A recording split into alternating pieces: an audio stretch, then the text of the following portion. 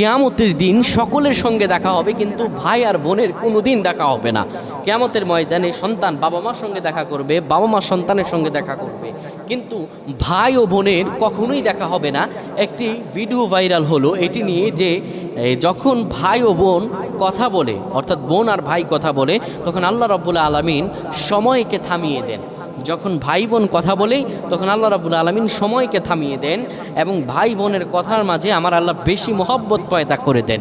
এটি এই জন্য করেন যে তারা এই পৃথিবীতে কথোপকথন করতে পারবে, কিন্তু কিয়ামতের ময়দানে সব মানুষের সঙ্গে দেখা হবে, কিন্তু ভাই আর বোনের সঙ্গে দেখা হবে না। এটি কতটুকু হাদিস আর কোরআন সম্মত, এই নিয়ে অনেকেই প্রশ্ন করেছেন এবং এটি অনেকেই ইমোশনাল। অনেকেই বলেছেন আমার ভাই বোনের সঙ্গে আর দেখা হবে না। ভাই আর বোন এই হাদিসটি শোনার পরে অনেকে কেঁদেছেন, অনেকে কান্নাক্রোদন করেছেন এবং এই বিষয়ে প্রশ্ন করেছেন। দেখুন, কিয়ামতের ময়দানে আল্লাহ রাব্বুল আলামিন একটি আয়াত আপনাদেরকে শোনায়, সূরাতুল আওয়াসায় আল্লাহ তাআলা বলেন ইয়াউমা ইয়াফিরুল মারউ মিন আখি। কিয়ামতটা দেখেন, এই পৃথিবীটা আর কিয়ামতটা এক নয়।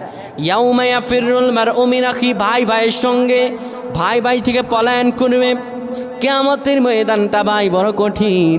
এই পৃথিবী আর কিয়ামত এক নয়, ওই কিয়ামতের ময়দানে সকলের সঙ্গে দেখা হবে।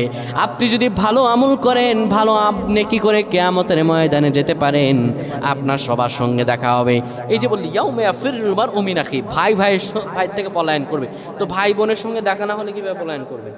কীভাবে পলায়ন করবে? মানে পলায়ন বলতে এখানে পরিচয় লুকাবে, দেখা সাক্ষাৎ দেবে না, অর্থাৎ পরিচয়কে সে লুকিয়ে দেবে। এটি একটি ভুল কথা যে কিয়ামতের ময়দানে ভাই এবং বোনের দেখা হবে না।